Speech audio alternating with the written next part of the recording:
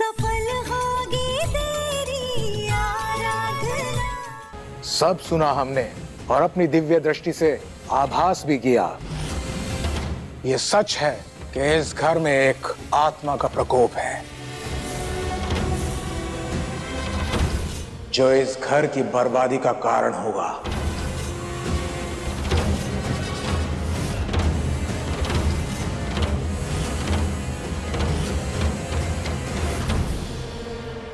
आत्मा बहुत क्रोधित है और जब तक उस आत्मा को शांति नहीं मिलेगी इस पूरे परिवार पे खतरा मंडराता रहेगा, खासकर माधव दास की बीवी और बच्चे पर।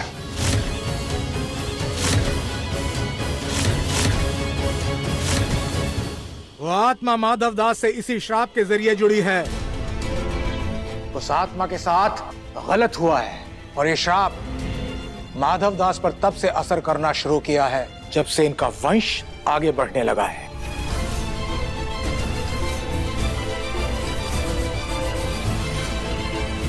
इस श्राप से मुक्त होने का एक ही उपाय है,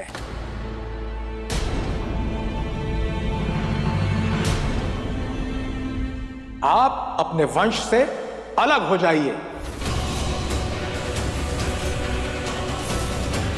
श्राप आपके वंश को मिला है, अगर आप अपने वंश से अलग हो जाएंगे तो आत्मा भी शांत हो जाएगी। इसलिए आपको अपनी बीवी और बच्चों को त्यागना होगा, उनके नाम से अपना नाम मिटाना होगा।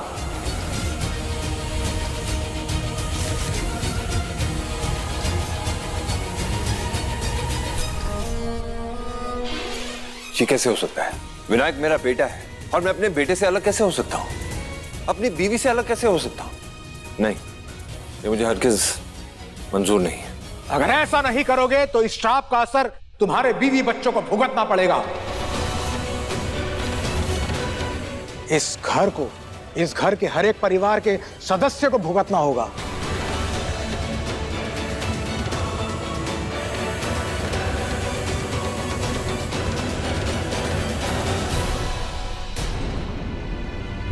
देखिए, मैं ऐसा नहीं कर सकता।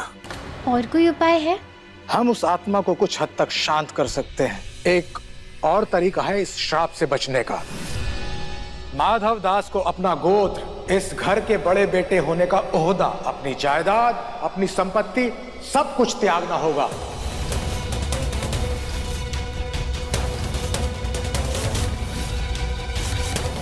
उन्हें एक यज्ञ के जरिए अपने खानदान से, अपने घर से, अपनी धन संपत्ति से अलग होना होगा।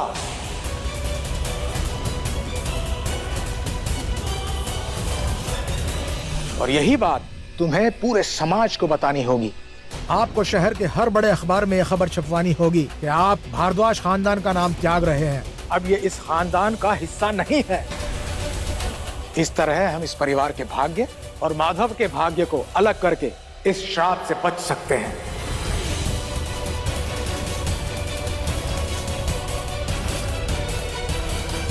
गुरुजी, ये आप क्या कह रहे हैं?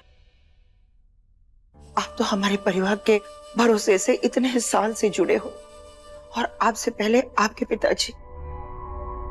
ऐसे कैसे हो सकता है कि माधव अपना नाम, अपनी पहचान, अपना खानदान सब कुछ त्याग दे?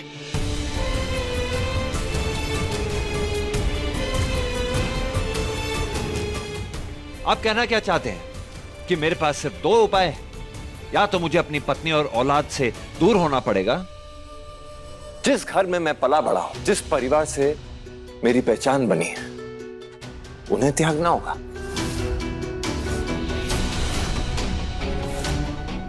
और अपने बेटे से उसके पिता का नाम छीन लो। ये सब छोड़कर मैं जीऊंगा कैसे? अरे मरने के बाद अपने माँ बाप को क्या बोलूंगा मैं, क्या बताऊंगा उन्हें? घर का मुखिया होने के नाते एक मुखिया का फर्ज बनता है कि वो घर को जोड़ के रखे, अपने परिवार को जोड़ के रखे, ना कि सब कुछ बिखेर दे। ये जो बात कर रहे हैं ना आप, ये मुझे मंजूर नहीं है। ऐसा कुछ नहीं होने वाला, ऐसा कुछ नहीं करने वाला, ना मुझे इन बातों पे यकीन है। मैं अपना सब कुछ खो नहीं सकता। हाँ गुरुजी, ऐसा नहीं हो सकता। आप कोई और उपाय ढूंढिए ना।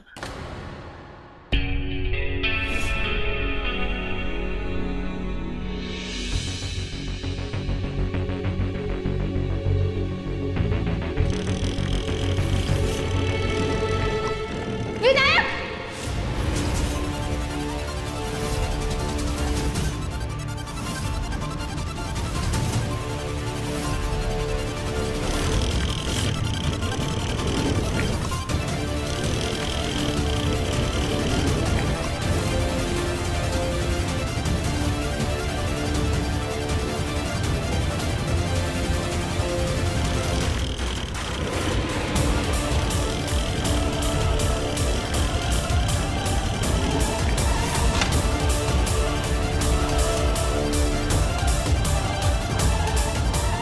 विनायक!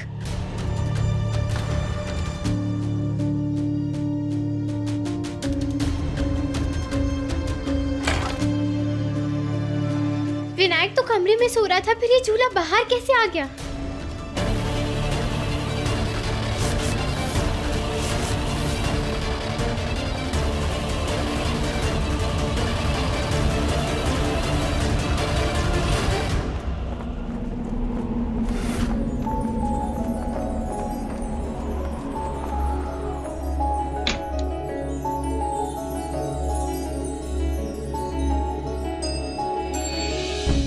रूम की विंडो खुली हुई है, शायद हवा के झोंके से आ गया होगा प्रेम बाहर।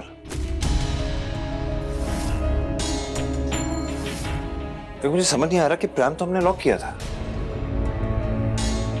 ये इसका लॉक भी नहीं चल रहा है। कोई बात नहीं, विनायक इस प्राइम में नहीं बैठेगा, इसके लिए एक नया प्राइम मंगाया जाएगा।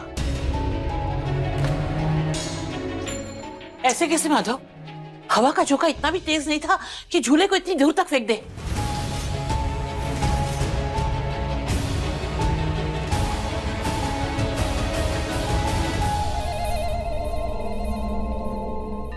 एमडी, अगर विनायक की जान को खतरा है तो मेरे बच्चे के साथ क्या होगा? वो तो अभी इस दुनिया में आया भी नहीं है।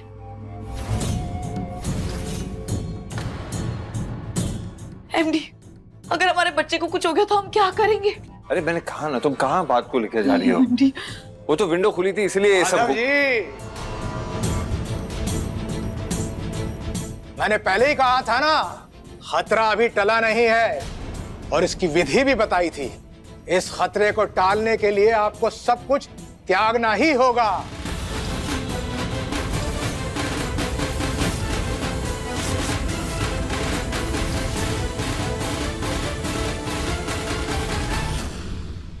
हम आपके एहसानमंद हैं क्योंकि आपने हमारी मदद की।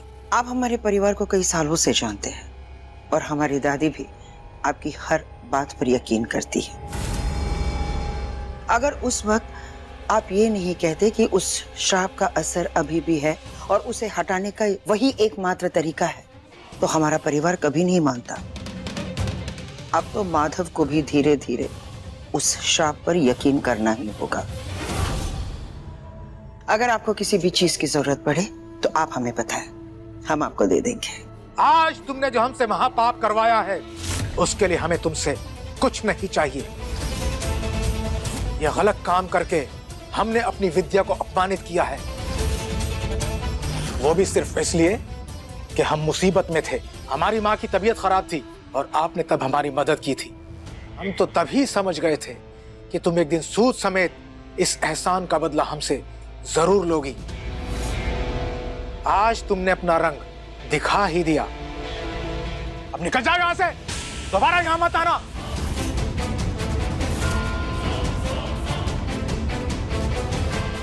एक नाग को चाहे बरसों पाल लो, लेकिन उसकी डसने की फितरत कभी नहीं जाती। तुम भी वही आस्तीन की सांप हो जो अपने ही परिवार को ऐसी घटिया चालें चलकर डस रही हो। मीना के श्राप का सच हम जानते हैं क्योंकि उस वक्त हम वहां मौजूद थे। लेकिन आज जो तूने उसकी आत्मा का ढोंग करके उसका अपमान किया है, लेकिन याद रखना, ये ताकत कोई मजाक नहीं और ना ही अपनी घटिया चाल को अंजाम देने का कोई तरीका। जिन शक्तियों की इंसान को परख नहीं होती है उनका वो गलत इस्तेमाल करते हैं और उनका हश्र भी इंसान की सोच से परे होता है।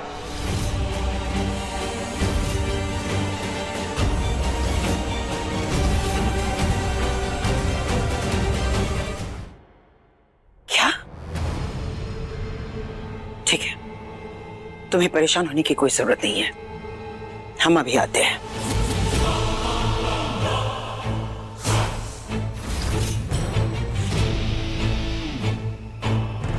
मैडम जी ड्राइवर को बुला दूं?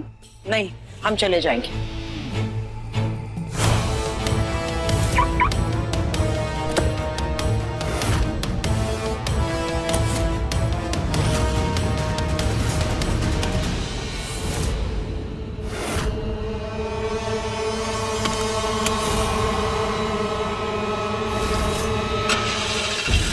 मेरा शक सही था।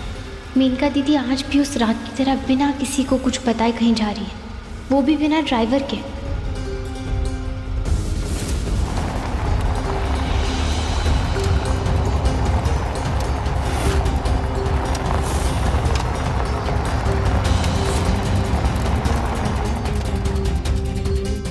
भैया भैया सुनिए, मुझे अभी बाहर जाना है, आप जल्दी ड्राइवर को बुलाइए ना।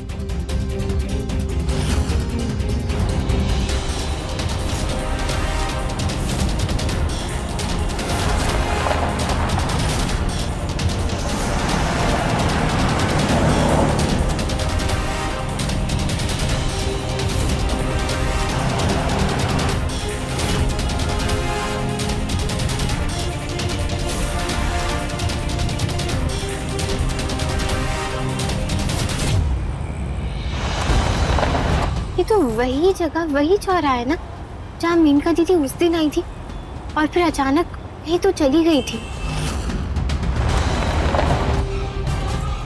भैया थोड़ा पीछे ही रहना। उस रात तो मेनका दीदी यहीं गाड़ी रोककर दाई तरफ चली गई थी, आज ऐसे सीधे कैसे चली गई? भैया आप उसी कार का पीछा करते रहिए।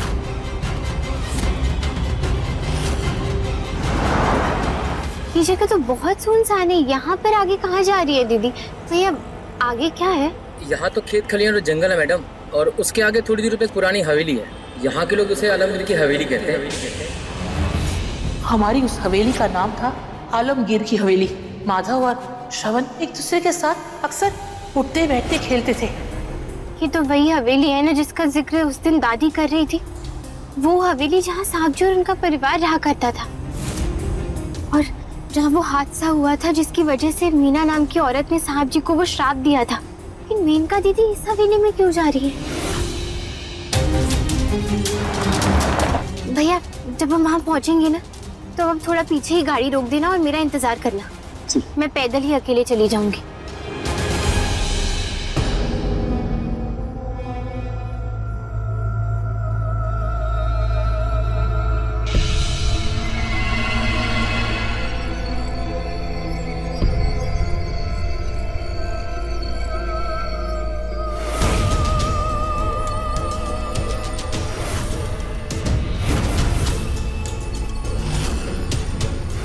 मतलब मेनका दीदी उस रात भी इसी हवेली में आई थी।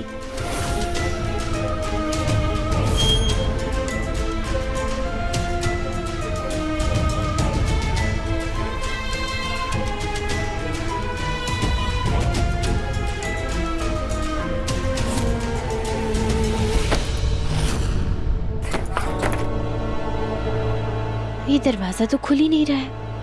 क्या मेनका दीदी सच में अंदर ही है? मैं उन्हें पता नहीं लगने दे सकती कि मैं उनका पीछा कर रही हूँ। मुझे किसी और खिड़की या दरवाजे से अंदर जाना ही होगा।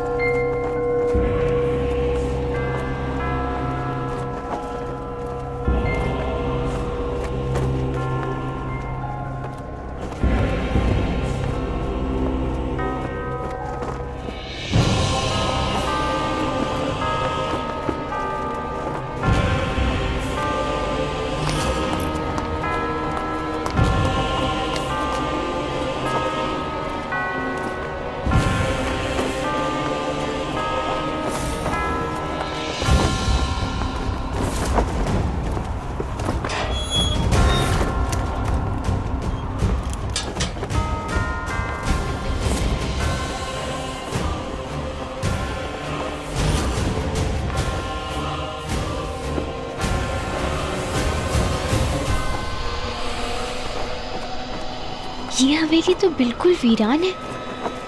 जब ये इतने सालों से बंद है तो फिर मेनका दीदी इतनी रात को यहाँ क्यों आती है?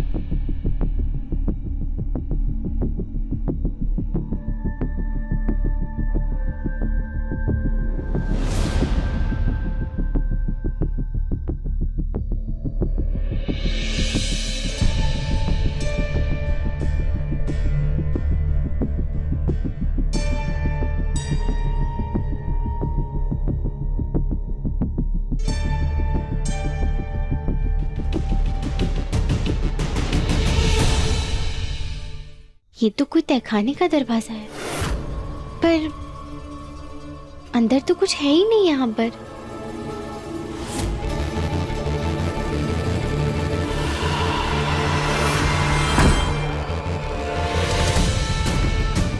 हो ना हो उस दिन भी मेनका दीदी यहीं इसी हवेली में आई थी और फिर बाद में उन्होंने विनायक के कपड़ों का बहाना बना दिया था। कोई तो ऐसी वजह है जिसकी वजह से मेनका दीदी बार बार यहाँ सबसे छुपकर आती रहती है। लेकिन ऐसा क्या है इस हवेली में?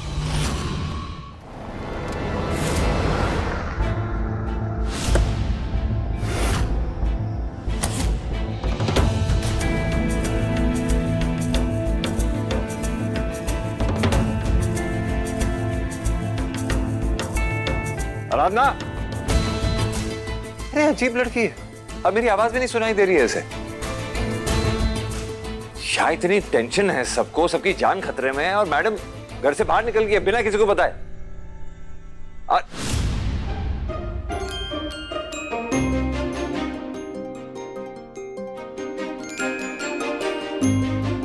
अरे मैं पूछ रहा हूं इतनी रात को इस समय कहां जाके आ रही हो तुम? रुकिए, मैं आकर बताती हूँ आपको। तुमने ना सच में मुझे पागल करके रखा है। पागल मैंने किया होगा, लेकिन आपसे थोड़ा कम। अब आप कृपया करके ऊपर आएंगे कि मैं पालकी भेजूं आपके लिए? मुझे देखकर मुंह बना रही हो? हाँ,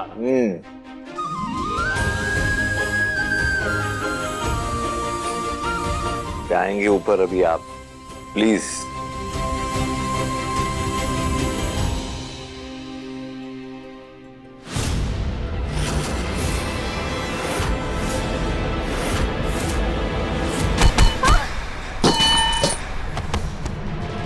आराधना,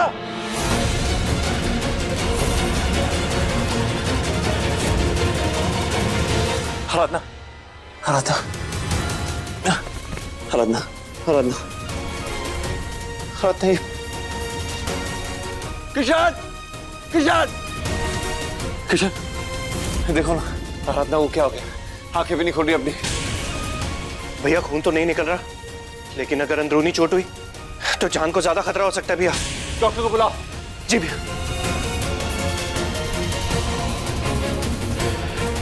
हेलो डॉक्टर, भारद्वाज मेंशन में जल्दी से आइए प्लीज, इट्स एन इमरजेंसी।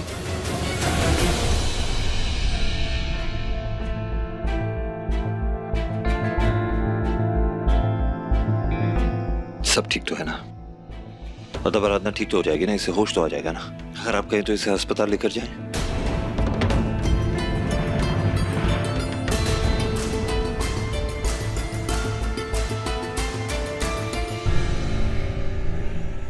साहब जी, अच्छा है इन्होंने आपको पहचान लिया है।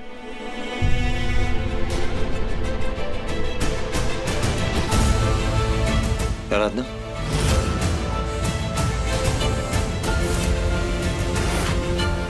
आराधना, ये डॉक्टर प्लीज चेक कीजिए ना, ये दोबारा बेहोश क्यों हो गई है?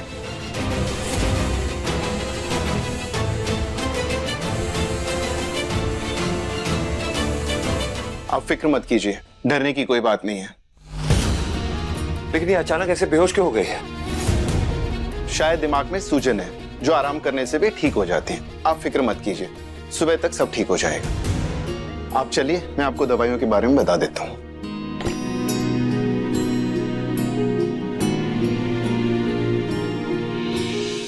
अब वो होगा जो हम चाहते हैं। बात आराधना की जान पर आ गई तो माधव अब दिमाग से नहीं, दिल से सोचेगा।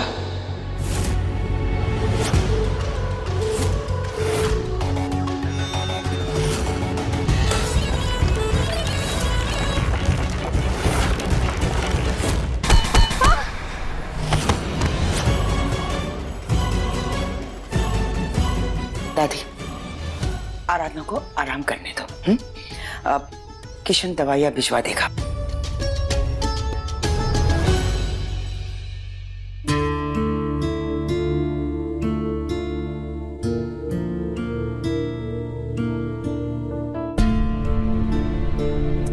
मुझे माफ कर दीजिए मीना काकी, जो कुछ भी मुझसे हुआ बस अनजाने में और बचपने में हुआ, लेकिन उसकी सजा आराधना को नहीं, मुझे मिलनी चाहिए। आराधना की क्या गलती है इसमें? आज तक उसको ना उसका औहदा मिल पाया इस घर में, ना प्यार मिली है तो सिर्फ तकलीफ है। कितना कुछ सहते आ रही है वो उस घर में, लेकिन मैं उसे और तकलीफ नहीं देना चाहता, और तकलीफ नहीं देना चाहता।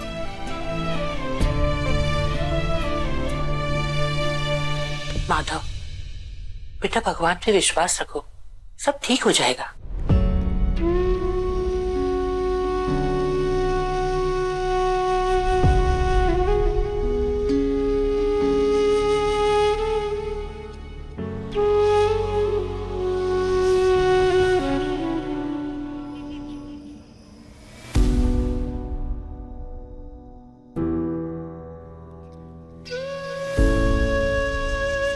साहब जी,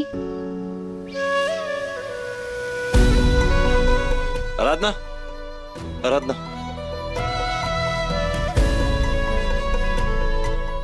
आराधना, यहाँ से लिया हुआ हर कदम तुम्हें सिर्फ मुश्किलों के अंधेरे में ही ले जाएगा। पर बेटा, तुम्हें कदम तो आगे बढ़ाना ही होगा। तुम्हें कोई एक रास्ता तो चुनना ही पड़ेगा।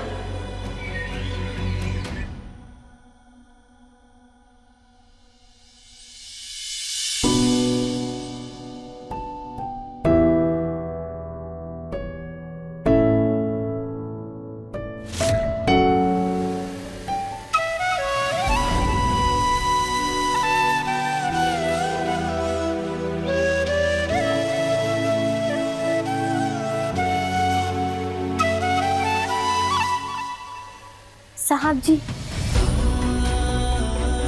आराधना, आराधना, तुम ठीक हो ना? दर्द तो नहीं कर रहा ना? तुम्हारे सर पे चोट लगी थी ना? मैं पानी। आप फिक्र मत कीजिए साहब जी, मैं ठीक हूँ। वो बस गर्दन थोड़ी अकड़ गई है। मैं ठीक हूँ साहब जी, सब ठीक है। अब ज्यादा परेशान मत होइए। तुम सही कह रही हो आराधना, सब ठीक है और आगे भी ठीक ही रहेगा।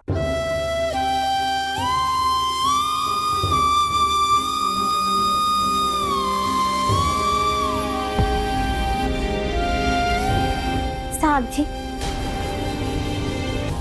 अब तुम अच्छी तरह आराम कर पाओगी आराधना, ये जरूरी है।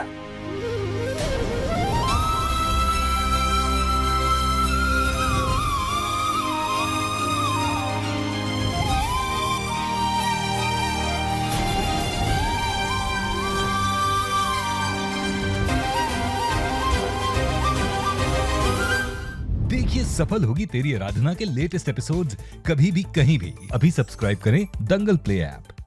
अपने पसंदीदा शो के फुल एपिसोड देखने के लिए अभी डाउनलोड करें दंगल प्ले ऐप।